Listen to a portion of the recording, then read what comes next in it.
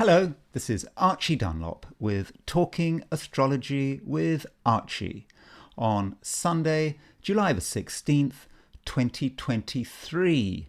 When I was 18, I had to choose a university to go to, and I did actually apply for Oxford, and they gave me an interview. And during this interview, I was asked about an essay question I'd written. And I think the question was about where is power invested in the British Constitution? And I argued in my essay that it was invested in the people. And the interviewer went through my essay and asked me to justify what I'd said. And he concluded that what I'd written was rubbish.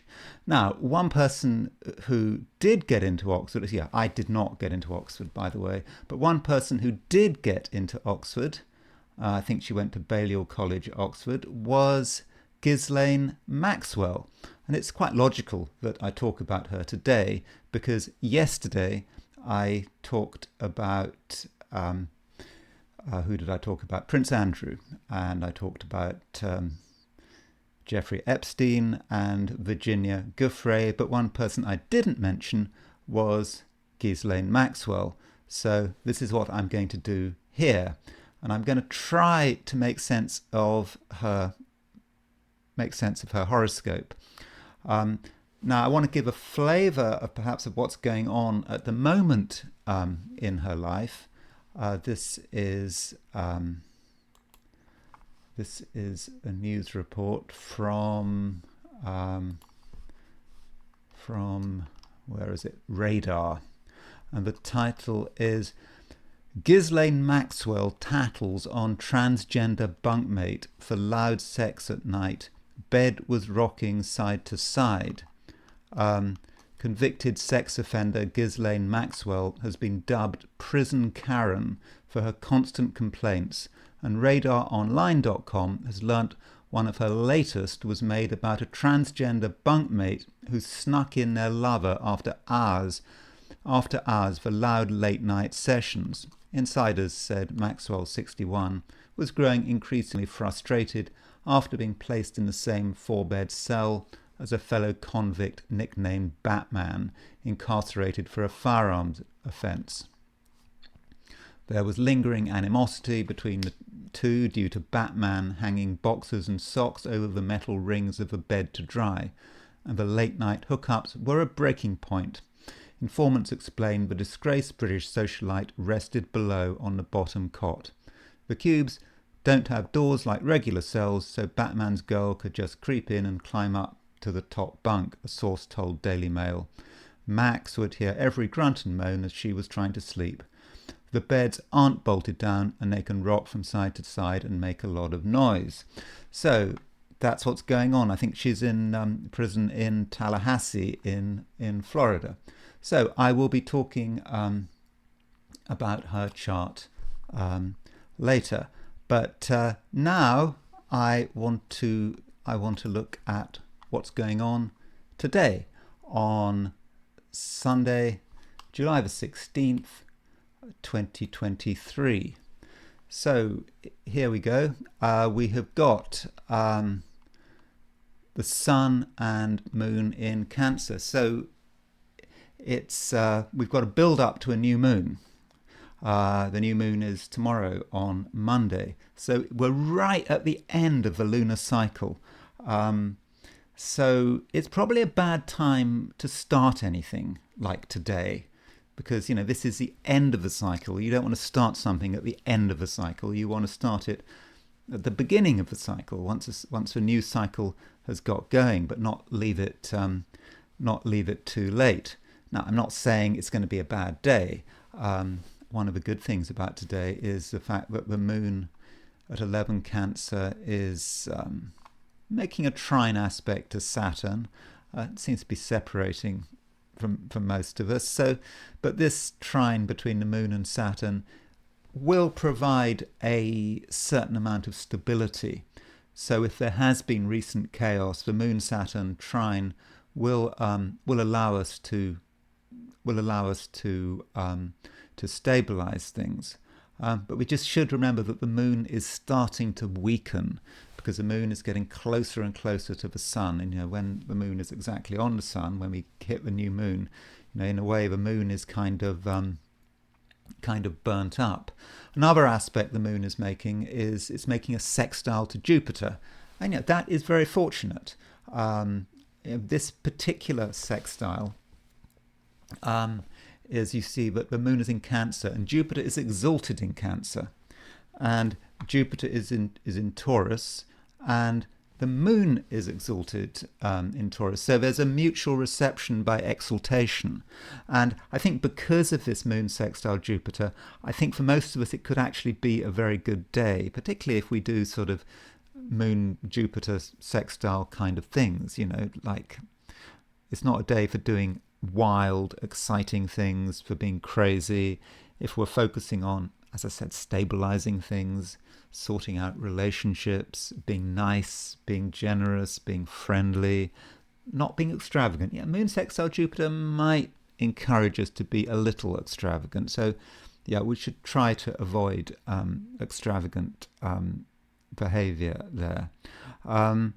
Nonetheless, I should point out that the Sun is making a quintile to Jupiter. Now you might think, what is a quintile? Well, a quintile is 72 degrees.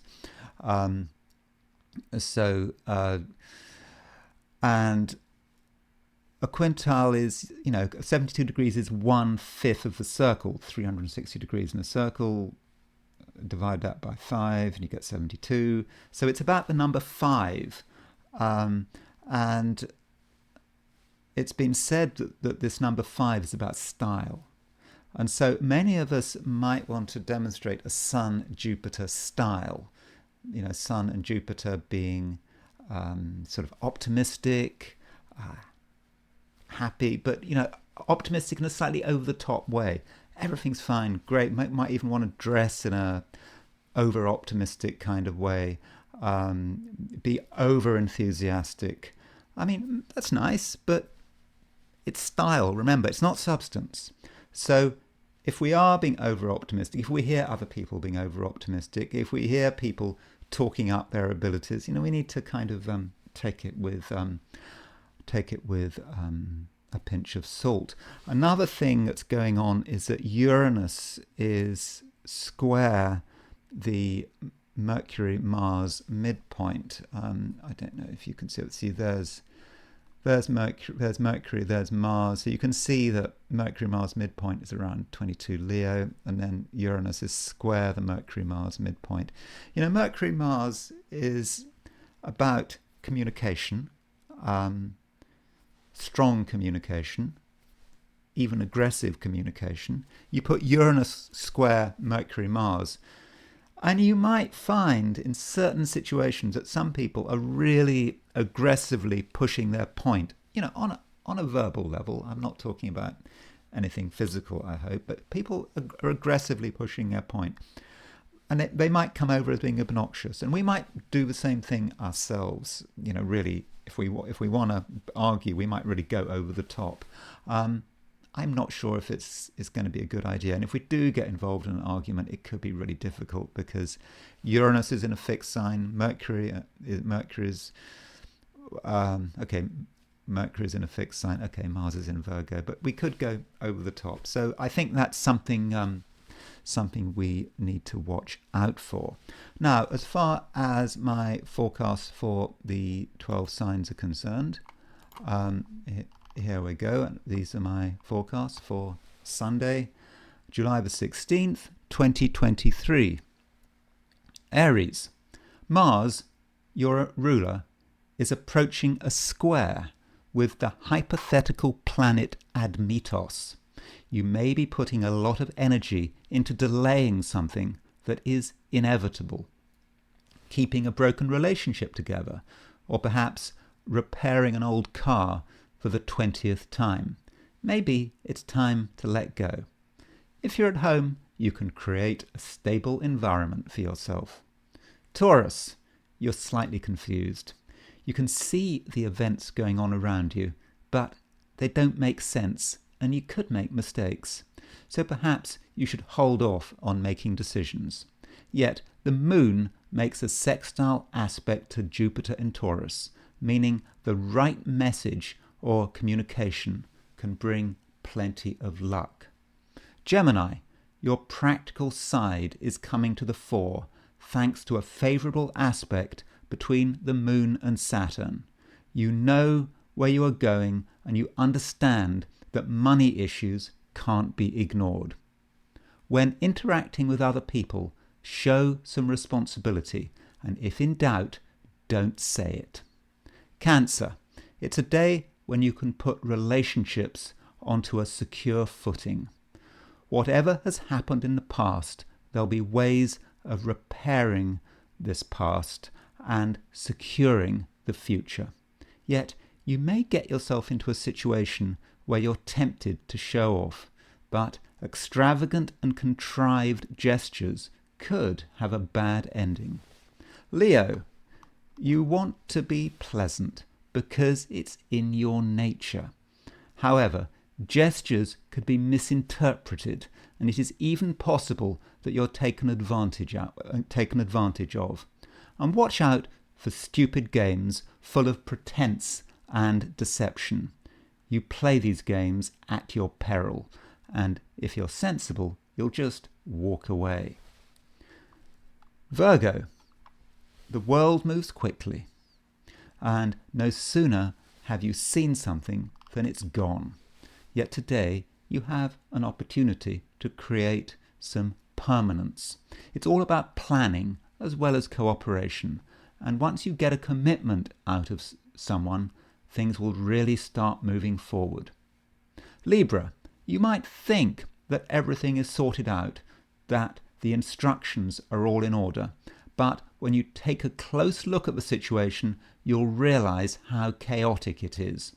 So, before embarking on a venture, do some due diligence. Yet, if you're working today, you can get a lot of things done and you'll be putting yourself in a good position for the early part of next week. Scorpio, there is an overall emphasis on stabilization. Things can be calmed down and out of control situations can be brought back to order. This allows you to be more constructive and to harness your talents in such a way that you can achieve concrete results. A friend you thought was gone is still very present. Sagittarius, it's a day for returning to your roots, and that means distancing yourself from the modern world and its distractions. Though if you insist on socializing, your style is likely to be darker and more secretive than usual. So perhaps not a typical Sagittarian day. Single-minded research can yield fascinating results. Capricorn, you don't have to do everything yourself. Other people are there for you, and if you ask them for a favour, I think they'll be happy to oblige. As far as relationships are concerned, there are partnerships that can become closer, and it's possible that you meet someone who is exactly on your wavelength. Aquarius, someone is showing faulty logic. Your immediate inclination is to do nothing, assuming you notice the problem, but think again and be ready to ask serious questions. Your interrogations might not be appreciated, but in the long run, they could save everyone a lot of trouble. Pisces, today you want to show leadership and control. After all, the Sun is making a quintile aspect to Jupiter, your ruling planet, but quintiles are a somewhat fabricated aspect, and it may be that your aspirations are on shaky ground. Perhaps you should just focus on your core creativity and worry about wider control at a later stage. So I am now going to transition to the I Ching, and as always I threw 3 coins in the air and I asked the question, what is Sunday going to be like for visitors to my YouTube channel? So the first hexagram I got was hexagram number 20, which is contemplation. It's a time to be contemplating ourselves and what we're supposed to be doing and what our relationship to the wider world is. So in the first instance on Sunday, we should just have a quiet time, contemplate ourselves and be really honest, be prepared for some self-criticism. Yet the I Ching, it warns us of perhaps being in a situation where we make mistakes. It talks about seeing the world through a crack in the door, so we can see some of it, but not all of it. And the danger here is when we look at what's going on in our lives and what's going on in the outer world, we're just too focused on ourselves and our ego and our own subjective view. And, we're likely to make mistakes, just so, when you do look at the world, when you do try to be honest, it's going to be really hard. And further, we need to try to concentrate, focus not just on ourselves, but on the effects we are having on other people. So, we need to look at our behavior. How are we responding to people? What are other people thinking of us? Are we a good influence or are we a bad influence? Consider the possibility that we're not always useful, and that maybe we need to adjust our behavior to take into account, what we're doing to other people. So rigorous self-honesty is going to be required today. Now, this hexagram 20 moves, and it moves to another very somewhat troublesome hexagram. It moves to question number 4. Hexagram number 4, youthful folly. Now, youthful folly in the I Ching is very often a hexagram that tells you to stop bothering the oracle. The oracle has already told you, doesn't need to tell you again. So it's like, we know the answer really. We know the truth. We know what we're doing wrong, but we're still not honest. We're not being honest about it. We're being stupid. Some of us are being stupid. Maybe I'm being stupid. I'm not just doing the I Ching for you. I'm doing it for me as well, because we're all connected to Sunday via this YouTube channel, and I'm talking, you're listening. Maybe you're listening. But there's a danger, but we'd really miss it, completely miss it.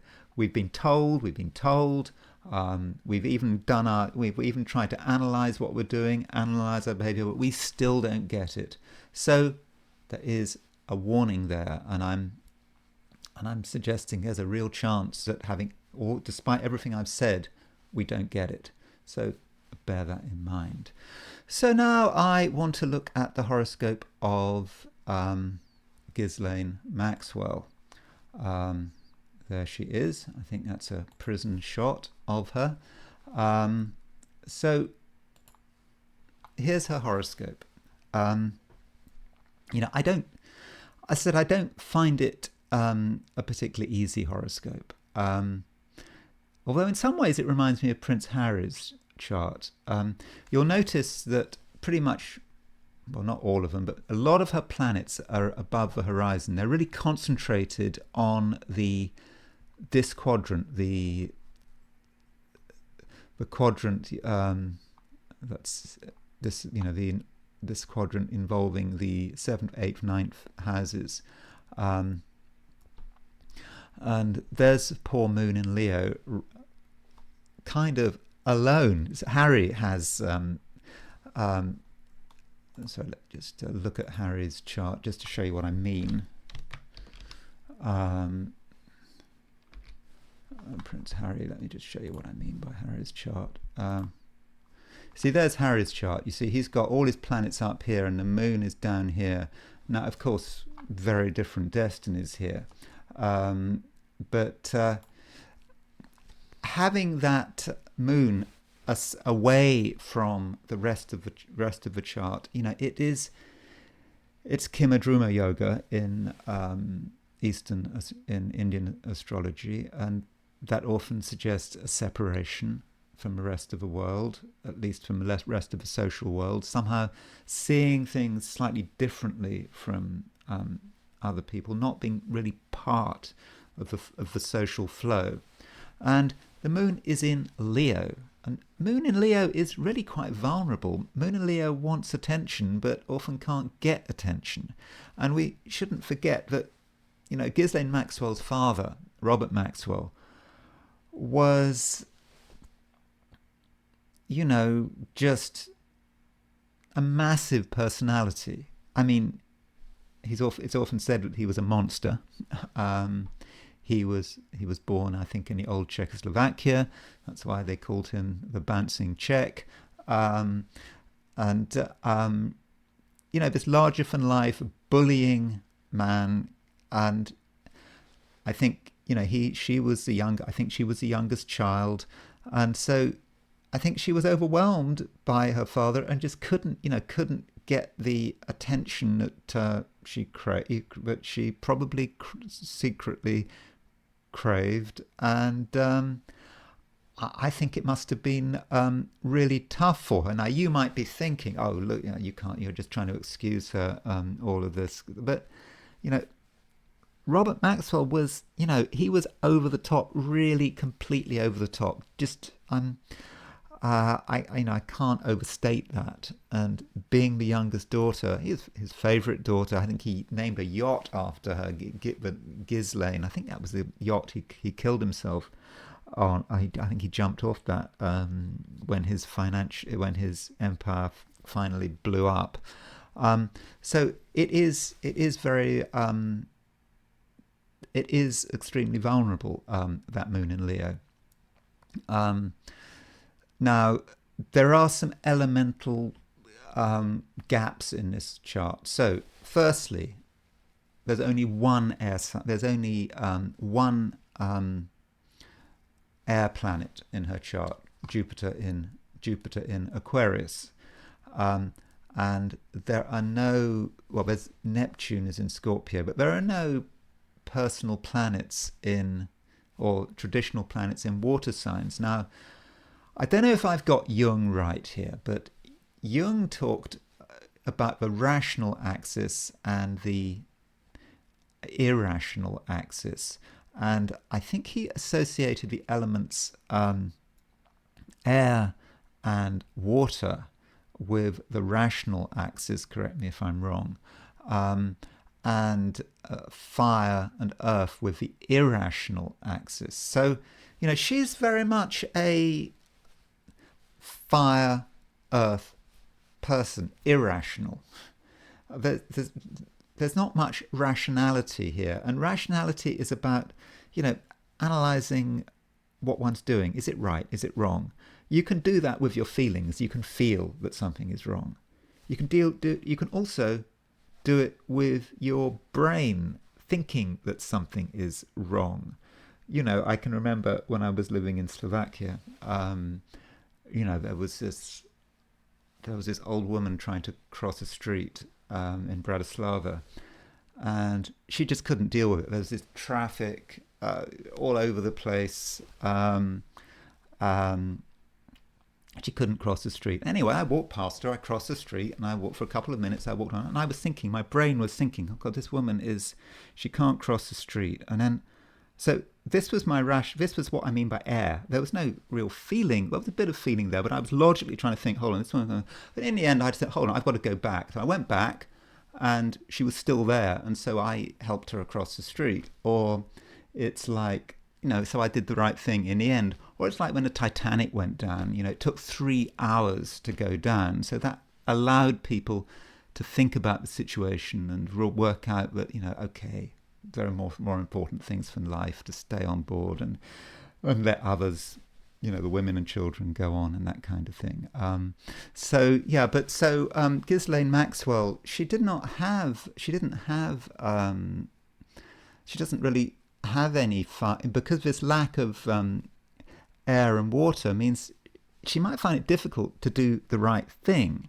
So I think that is a problem for her. And with all these planets up here, towards the west, she was all there, up there, the socialite, and on the western side of the chart was about other people. So she wasn't being herself. She was living in other people's shadow, and firstly living in her father's shadow.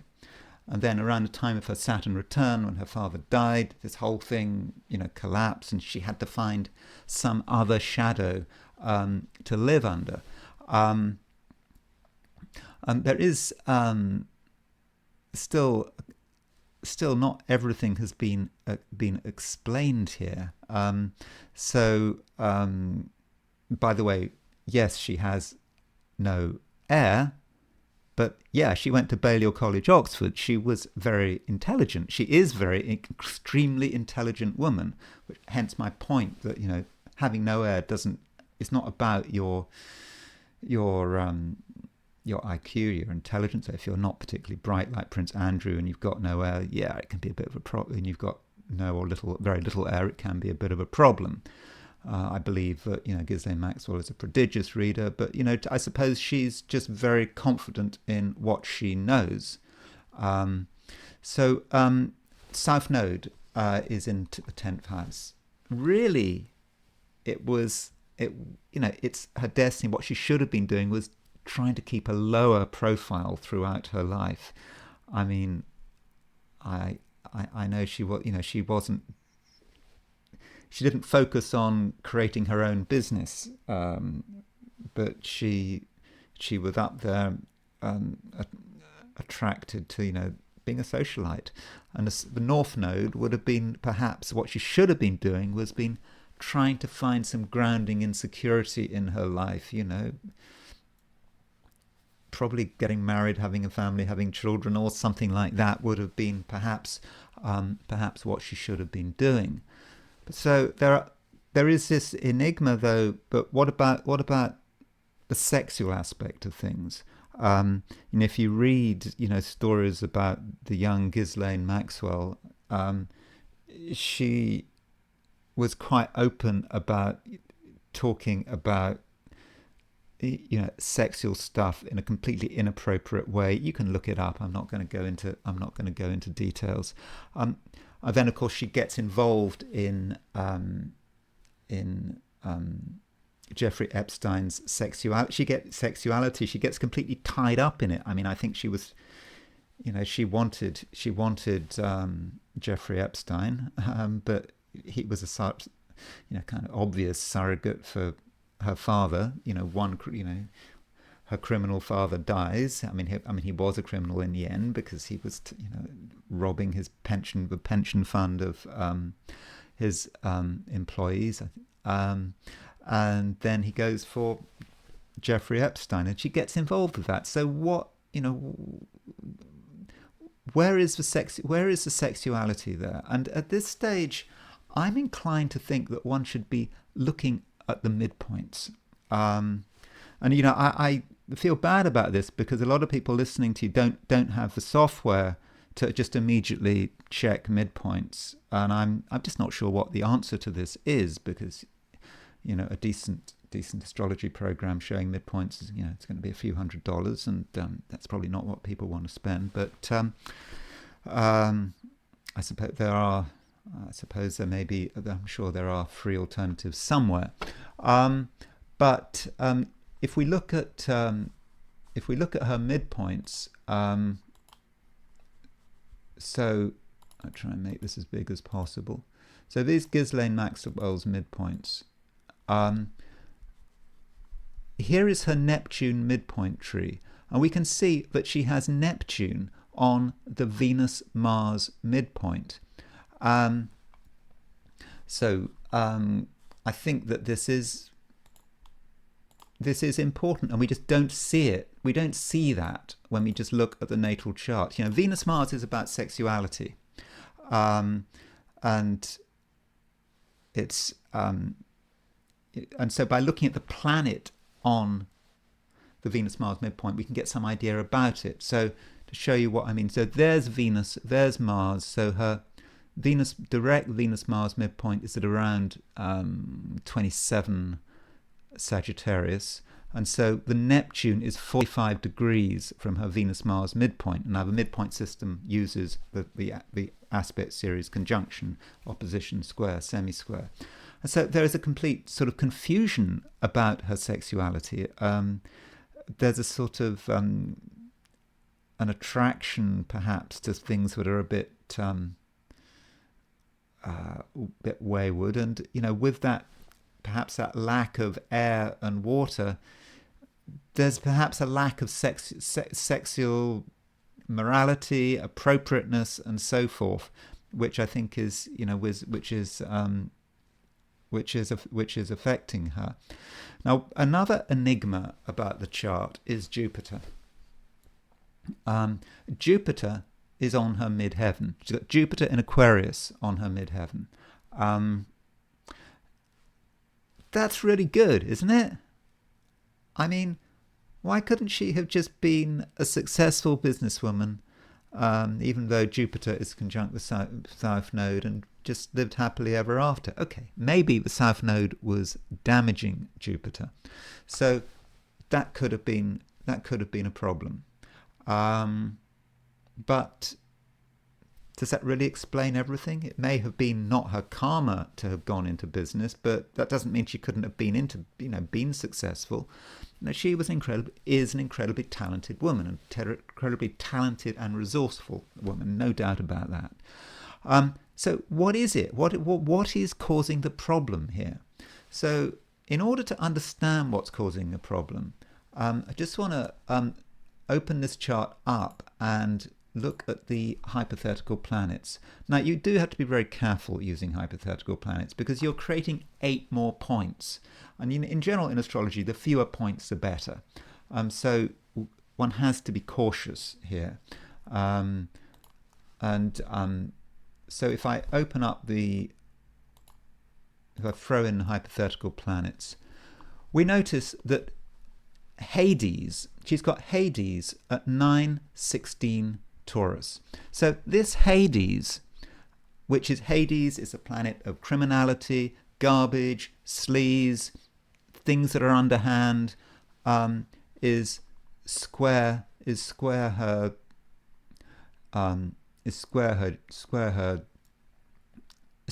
Jupiter, square her midheaven. So Hades is contaminating that Jupiter on the midheaven. So it's the MC-IC axis is a parental axis. So that says something about her parents. Now, her mother, as far as I understand, was a completely decent, honest woman. She was very academic, did a lot of research. But of course, her father, Robert Maxwell, was a complete monster. And I think that Hades hitting her Jupiter meant that it was always there. And so when her father dies, it doesn't take long before she hitches up with Jeffrey Epstein. And his lifestyle, his complete obsession with sex that's pure Hades, isn't it? So I think the Hades in this situation caused a lot of damage. You know, you have to be so careful with hypothetical planets. So you have to be, you just can't use them all over the place. You can't just use them all the time. But you have to, when they hit something really closely like this, I do think that you have to take this into account. Now, one thing I did want to point out about Jeffrey Epstein. Now, here is one thing about Jeffrey Epstein. So one chart I haven't got is, if we look at Robert Maxwell's chart, her father's, Robert Maxwell's chart here. this is her father's chart, and I'm not going to go into details about this chart because I simply don't have time. But you'll notice that Robert Maxwell has Uranus on the South Node, and we've been talking a lot about the South Node and its influence. Uranus South Node is at 16 Pisces, and Uranus is at 17 Pisces. So if we go to Jeffrey Epstein's chart, he has got Uranus. He has got his Venus-Mars conjunction at 16 Pisces. So somehow, I don't know if I'm reading too much into this, the way he expresses himself, his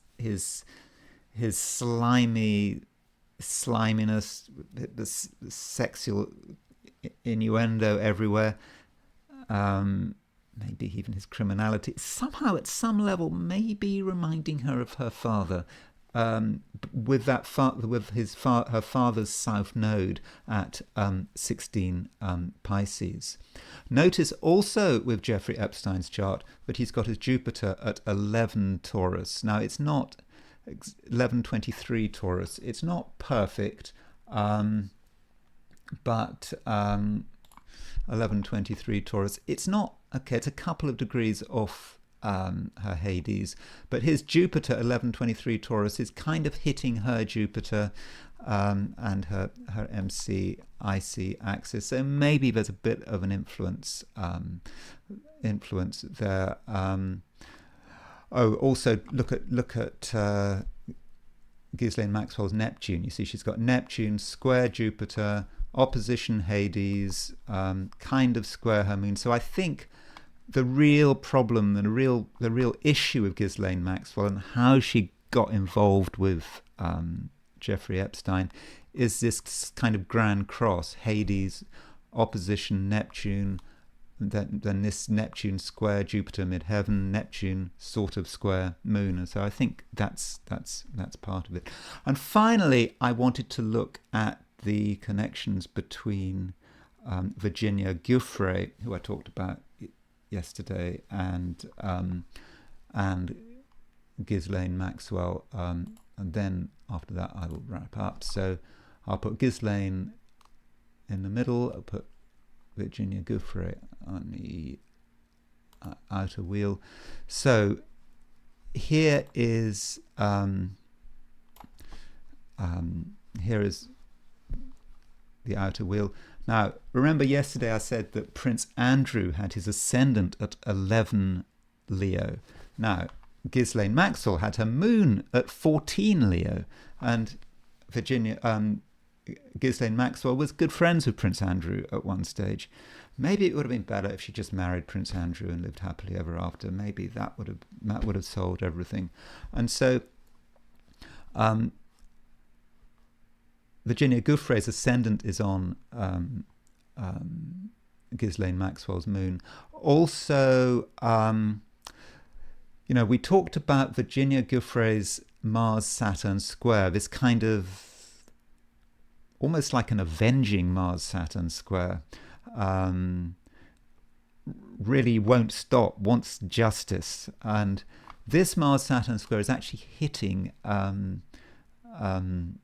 Virginia Maxwell's Saturn. That's her Saturn in Capricorn. So her Saturn in Capricorn is opposition Virginia Giuffre's Mars. So maybe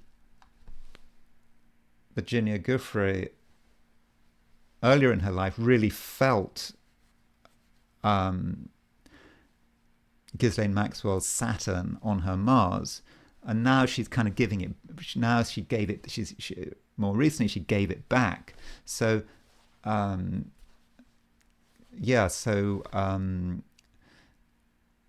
Ghislaine Maxwell's Saturn is being really hit by Virginia Giuffre's Mars-Saturn square. So that's all I'm going to say on the subject of Ghislaine Maxwell. I thought I should talk about her. I mean, I think she is interesting, but she has a very difficult chart to understand, and I hope my reading has made some sense. Anyway, so that's all I'm going to say for today, and I will talk to you tomorrow.